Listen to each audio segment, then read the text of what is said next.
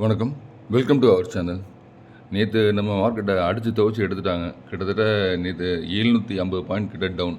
ஸ்டார்டிங்கில் 1250 point gap down ஓப்பனிங்காக இருந்தது.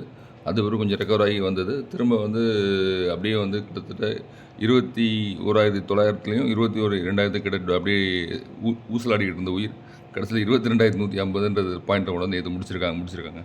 அதே மாதிரி நெக்ஸ்ட் நிஃப்டி பார்த்தோம் அப்படின்னா கிட்டத்தட்ட 2000 புள்ளிகள் கிட்ட இறக்கும். 1922 புள்ளிகள் நிதி இறக்கும். அது 59,546 அப்படின்றதில் முடிச்சிருக்காங்க. அதே மாதிரி பேங்க் நிஃப்டி பார்த்தோம் அப்படின்னாலும் 1650 பாயிண்ட் டவுன், கிட்டத்தட்ட 49,850 அப்படின்றதில் முடிச்சிருக்காங்க.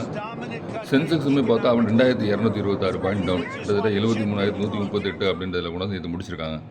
அதே மாதிரி ப்ராடர் மார்க்கெட்டில் பார்த்தோம் அப்படின்னா நிஃப்டி 100, நிஃப்டி 200, நிஃப்டி 500 அப்படின்றது எல்லா இண்டிசஸுமே கிட்டத்தட்ட இந்த ஒரு 3% அடி. அதே மாதிரி செக்டர் வைஸ் பார்த்தோம் அப்படின்னா ஆட்டோ செக்டர் ஒரு 3.25%. அதே மாதிரி எஃப்எம்சி பார்த்தா எஃப்எம்சி தான் இருக்கிறதுலே கொஞ்சம் கம்மியாக இறங்கியிருந்தது தான் பார்க்கலாம். 1% கூட இறங்கியிருந்தா. நிஃப்டி ஐடி பார்த்தோம் அப்படின்னா காலையில் நல்ல ஒரு இதுவாக இருந்து கடைசியில் கொஞ்சம் ரெக்கவர் ஆகி கிட்டத்தட்ட 3% கிட்ட நேற்று இறக்கம். அதுவும் நேற்று அதேமாதிரி பார்த்தோம் அப்படின்னா மெட்டல் இண்டெக்ஸை போட்டு சாத்தியிருக்காங்க. கிட்டத்தட்ட ஒரு 6.25% மெட்டல் இண்டெக்ஸ் நேற்று விழுந்திருக்கு. ஃபார்மா இண்டெக்ஸ் ஒரு 2.25% விழுந்திருக்கு. பிஎஸ்சி பேங்க் ஒரு 2.25% விழுந்திருக்கு. ஹெல்த் கேர் பார்த்தோம் அப்படின்னா அதுவும் கிட்டத்தட்ட ஒரு 2.25% விழுந்திருக்கு. கன்சூமர் டியூரபிள்ஸ் 2% கிட்ட விழுந்திருக்கு. அதே மாதிரி ஆயில் அண்ட் கேஸ் பார்த்தாலும் 2.25%. நேற்று எந்த செக்டர் வைஸையும் விட்டு வைக்கல, எல்லாத்தையும் சாத்தியிருக்காங்க. நேற்று நம்ம மார்க்கெட் தான் அப்படின்னு பார்த்தா உலக மார்க்கெட்லாம் பார்த்தா இதோட மோசம். கிட்டத்தட்ட ஆங்ஸ்லாம் பார்த்தா 13% விழுந்து ரத்த கண்ணீர் வடிச்சிக்கிட்டு இருந்தது நேற்று மார்க்கெட்.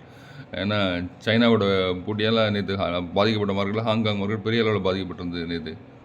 நேற்று தப்பிச்ச மார்க்கெட் அப்படின்னா குவைத் மார்க்கெட் மட்டும் தப்பிச்சிருந்தது எனக்கு தெரிஞ்சு. மீதியெல்லாம் சொல்கிற அளவுலாம் எந்த மார்க்கெட்டும் இல்லை. கிட்டத்தட்ட எல்லா மார்க்கெட்டையும் போட்டு சாத்தியிருந்தாங்க. கிட்டத்தட்ட 12லேருந்து 6% கிட்டத்தட்ட நேற்று போட்டு சாத்தியிருந்தாங்க எல்லா மார்க்கெட்டையுமே.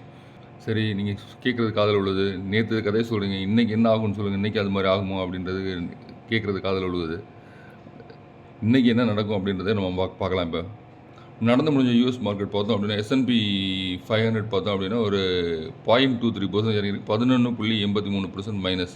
அதாவது ரொம்ப பெரிய அளவில் இறக்கவும் இல்லை, ரொம்ப பெரிய அளவில் ஃப்ளாட்டாக முடிஞ்சிருக்கு. நாஸ்டாக் பார்த்தோம் அப்படின்னா 0.10% ப்ளஸில் இருக்குது, 15.48. இதுவும் ஃப்ளாட்டாக இன்றைக்கி முடிஞ்சிருக்கு.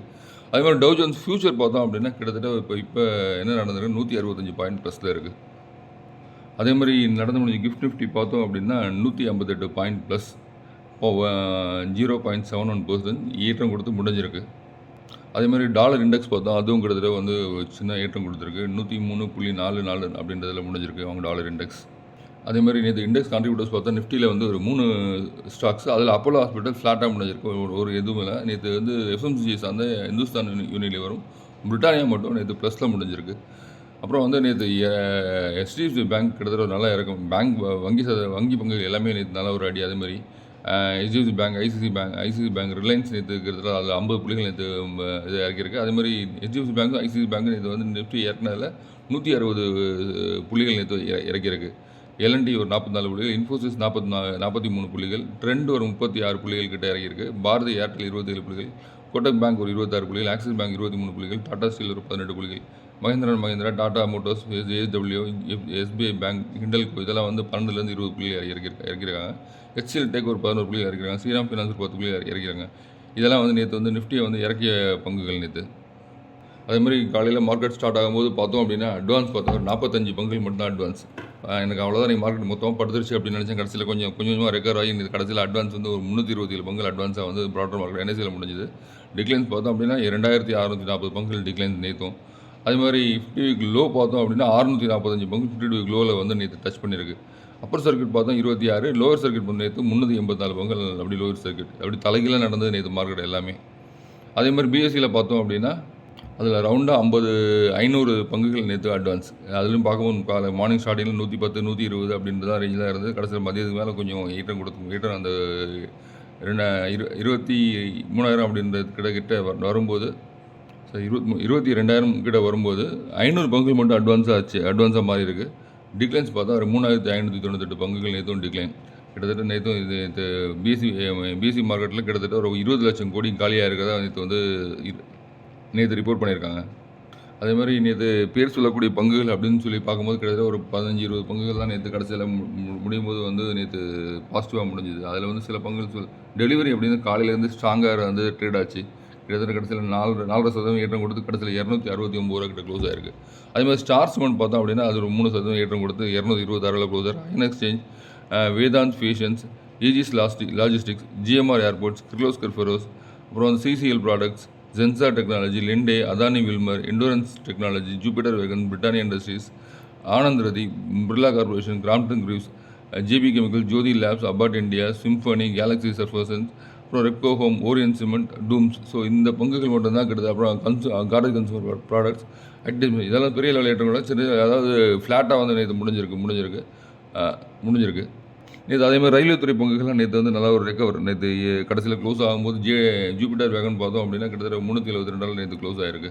நேற்று மார்னிங் பார்க்கும்போது நல்ல ஒரு இறக்கத்தில் இருந்து ஒரு 6% இறக்கத்தில் இருந்து கடைசியில் க்ளோஸ் ஆகும்போது ஒரு $372 முடிஞ்சிருந்தது.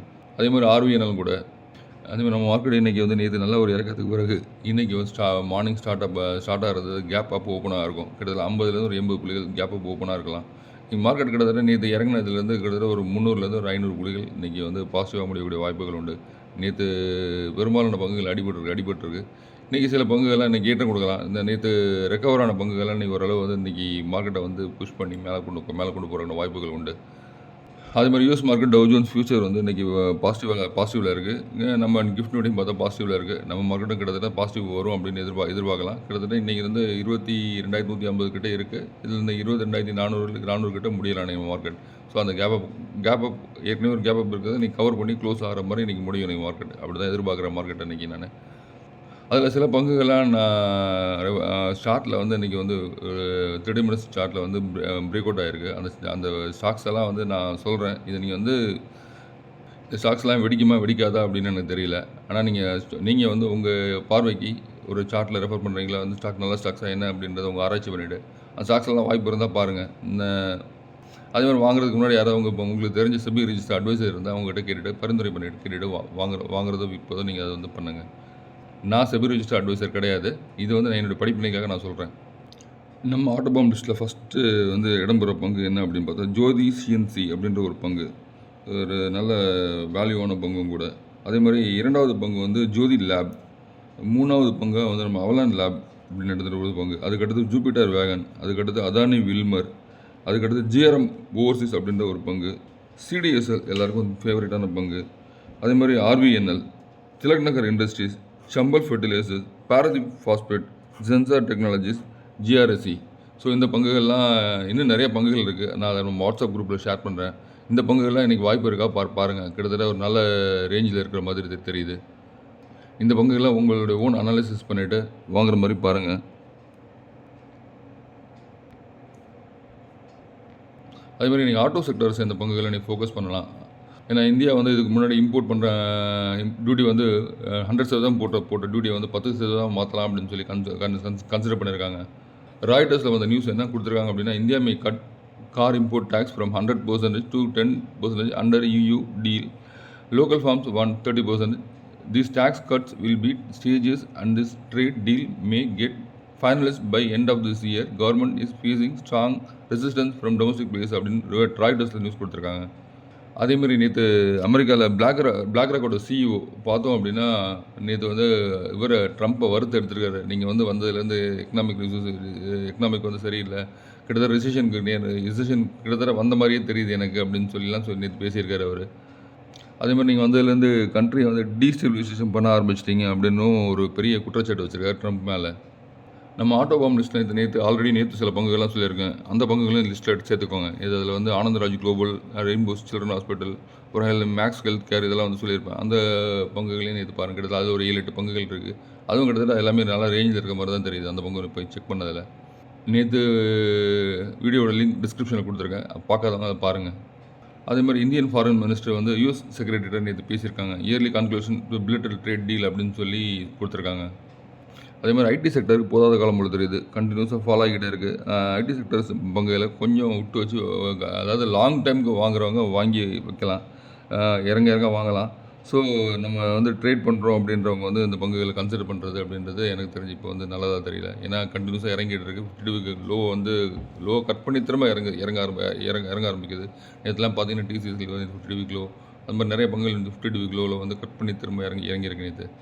அதே மாதிரி இந்த வர Q4 ரிசல்ட்டில் கூட வந்து நிறைய வந்து எதிர்பார்த்த ரிசல்ட் இருக்காது அப்படின்னு சொல்லி நிறைய ஃபினான்ஷியல் அட்வைசர்ஸ் பேசியிருக்காங்க. Q4 ரிசல்ட் வந்து அந்தளவுக்கு டெக் கம்பெனிகளுக்கு வந்து வரவேற்பு உள்ளதாக இருக்காது அப்படின்ட்டுருக்காங்க. அவங்களுடைய லாப சதவீதம் குறையும், அவங்களோட பெர்சன்டேஜ் வந்து குறையக்கூடிய வாய்ப்புகள் உண்டு அப்படின்னு கொடுத்துருக்காங்க. அதனால் அந்த பங்குகள் மேலே வந்து ஒரு லாங் டைம் வாங்குறவங்க கிட்டத்தட்ட 10 வருஷம் 15 வருஷம் அந்த மாதிரி வாங்குறவங்க வாங்கி வைக்கலாம் பெட்டியில். ஆனால் இந்த டெய்லி வாங்கி நம்ம ட்ரேட் பண்ணணும் அப்படின்றவங்க வந்து அந்த பங்குகள் வந்து கொஞ்சம் விலகி நிற்கிறது நல்லது. அதே மாதிரி ட்ரம்ப் வந்து இறங்கி வர ஆரம்பிச்சிருக்காரு அப்படின்னு தோணுது. நேற்று வந்து ஜப்பான் பிரைம் மினிஸ்டர்கிட்ட அவர் பேசியிருக்கிறாரு. ஸோ அதே மாதிரி சைனாக்கிட்ட பேசுறதுக்கு தனியாக ஒரு குழு போட்டுருக்கிறதாகவும் நியூஸ் இருக்குது. ஒவ்வொரு கண்ட்ரியும் வந்து பெட்ரோலியம் ப்ராடக்ட்ஸை வந்து ஒரு இருப்பு இருக்கட்டும்னு சொல்லி வைப்பாங்க. அது வந்து என்ன சொல்லுவாங்க அப்படின்னா ஸ்ட்ராட்டஜிக் பெட்ரோலியம் ரிசர்வ் அப்படின்னு சொல்லுவாங்க ஒவ்வொரு அது மாதிரி இந்தியாவை வந்து முன்னாடி வந்து வச்சுக்கிட்டு இருந்தாங்க. இப்போ வந்து அது வந்து அதிகப்படுத்துறதுக்கான வேலை நடந்துக்கிட்டு இருக்குது. இந்தியா வந்து கிட்டத்தட்ட நிறைய ஆயில் வந்து இம்போர்ட் தான் பண்ணுறோம். கிட்டத்தட்ட 85% வந்து நம்மக்கிட்ட வந்து க்ரூட் ஆயில் வந்து இம்போர்ட் தான் பண்ணுறோம். அதில் வந்து பார்த்தோம் அப்படின்னா இது வரைக்கும் வந்து 39 பில்லியன் பேரல்ஸ் வந்து நம்மக்கிட்ட வந்து இருப்பு வைக்கிற மாதிரி இருந்தது. அது வந்து எத்தனை நாள் வந்து இருக்கும் அப்படின்னா ஒரு 10 நாள் மட்டும் தான் நமக்கு வந்து இப்போ இருப்பு வைக்கிற மாதிரி இருந்தது. அதை வந்து 24 நாள் இல்லை 25 நாள் நம்ம இருப்பு வைக்கிற மாதிரி அதை வந்து எக்ஸ்டெண்ட் பண்ணி இது பண்ணுறாங்க. அதாவது நம்ம யூஎஸ் சைனா அப்படின்னு எடுக்கும்போது நம்ம அதுக்கிட்ட வெறும் 10 நாள் மட்டும்தான் நம்மளோட இருப்பு இருக்கும். ஸோ இது மாதிரி குளோபல் லெவல்ஸில் கிரைசிஸ் வந்து அப்படின்னு சொல்லி ஸோ அதை வந்து இன்க்ரீஸ் பண்ணுறேன் 24 நாள் கிட்ட கொண்டு போகிற மாதிரி நம்ம வந்து இந்தியா வந்து கன்சிடர் பண்ணி அந்த பெட்ரோலியம் ப்ராடக்ட்ஸை இருப்பு வைக்கிறதுக்கு பெரிய லெவலில் ஒர்க் நடந்துகிட்டு இருக்குது. இது வந்து எங்கே தேக்கி வைப்பாங்க, அண்டர் கிரவுண்டில் தேக்கி வைப்பாங்க. அது வந்து கர்நாடகா, மேங்களூர், அப்புறம் விசாகப்பட்டினம் இங்கெல்லாம் வந்து ஆல்ரெடி நமக்கு வந்து ஸ்ட்ராட்டஜிக்கு வந்து இருப்பு இருக்கிறதுக்கான அந்த இது இருக்குது. அது இப்போ வந்து புதுசாக வந்து ஒடிஷாவில் சந்திரகோலா அப்படின்ற ஒரு இடத்துலையும் கர்நாடகாவில் படூர் அப்படின்ற ஒரு இடத்துலையும் வந்து இப்போ புதுசாக வந்து இருப்பு வைக்கிறதுக்கான இடங்களை வந்து தேர்ந்தெடுத்து அங்கே வந்து ஒர்க் நடந்துகிட்டு இருக்குது. குளோபலைஸ் கம்பேரிசன் பண்ணும்போது யூஎஸ் கிட்ட வந்து ஏதாவது போர் நடந்தது, ஏதாவது வார் வந்தது, அவங்கக்கிட்ட வந்து அந்த பெட்ரோலியம் ப்ராடக்ட்ஸ் வந்து 60 நாளுக்கான இருப்பு இருக்குது. அதே மாதிரி சைனா கிட்ட வந்து அவங்க பொருளே வாங்கினா கூட 50 நாளுக்கான இருப்பு வந்து கண்டினியூஸாக வச்சுட்ருக்காங்க. அதே மாதிரி ஜப்பான் பார்த்தா அப்படியே 150 நாளுக்கான இருப்பு அவங்ககிட்ட கவர்மெண்ட் ப்ளஸ் ப்ரைவேட் 2 பேரும் வந்து கிட்டத்தட்ட ஒரு 450 மில்லியன் பேரல்ஸ் வந்து இருப்பு வச்சுட்டு இருக்காங்க. இப்போயுமே கண்டினியூஸாக அவங்ககிட்ட இருப்பு இருக்குது. அதனால் இருப்பு வைக்கிறதுக்கு வந்து இதுவரைக்கும் இந்தியா வந்து 39 மில்லியன் பேரல்ஸ் மட்டும் தான் வச்சுக்கிட்டு இருந்தாங்க. இதை வந்து இன்க்ரீஸ் பண்ணி 24 நாளுக்கான இதுக்கு ஒர்க் ஸ்டார்ட் பண்ணியிருக்காங்க. இந்த ஒர்க் எந்தெந்த கம்பெனி பண்ணுது அப்படின்னு சொல்லி பார்க்கும்போது இன்ஜினியர்ஸ் இந்தியா வந்து அவங்க வந்து டிசைன் பண்ணி அந்த கரண்ட் ஒர்க் பார்த்துட்ருக்காங்க. அதே மாதிரி அதை வந்து அதானி போர்ட் வந்து க்ரூடாயில் ஹேண்டில் பண்ணுற ஒர்க்கெல்லாம் அவங்க அதானி போர்ட் பண்ணுறாங்க. இதனால் வந்து இந்த க்ரூடை வந்து ஹேண்டில் பண்ணுற கம்பெனிஸ் யார் அப்படின்னா மேனேஜ் பண்ணுறது, ஸ்டோர் பண்ணுறது இவங்களாம் யார் பார்த்தோன்னா HPCL, BPCL, IOC இந்த மாதிரி கம்பெனிஸ். ரீஃபைன் பண்ணுறவங்க யாரான்னு பார்த்தா சென்னை பெட்ரோலியம், MRPL இவங்களாம் வந்து ரீஃபைனர்ஸ். ஸோ அந்த க்ரூடாயில் வாங்கி ரீஃபைன் பண்ணுறவங்க அந்த கம்பெனி வந்து சென்னை பெட்ரோலியம், MRPL. ஸோ இதில் வந்து பெனிஃபிட் அடைய போகிற கம்பெனிகள் இவங்கெல்லாம் பார்க்கலாம். நீங்கள் நம்ம மார்க்கெட் எப்படி இருக்குது அப்படின்றத கண்டினியூஸாக வந்து நம்ம மெசேஜ் வந்து உங்களுக்கு தேவைப்படும் அப்படின்னா நம்ம வாட்ஸ்அப் குரூப்பில் ஜாயின் பண்ணிக்கலாம். ஏதாவது முக்கியமான இம்பார்ட்டன்ட் நியூஸ்லாம் வந்து வாட்ஸ்அப் குரூப்பில் ஷேர் பண்ணுவோம். அதே மாதிரி யாராவது நம்ம சேனலுக்கு சப்ஸ்கிரைப் பண்ணாமல் இருந்தீங்க அப்படின்னா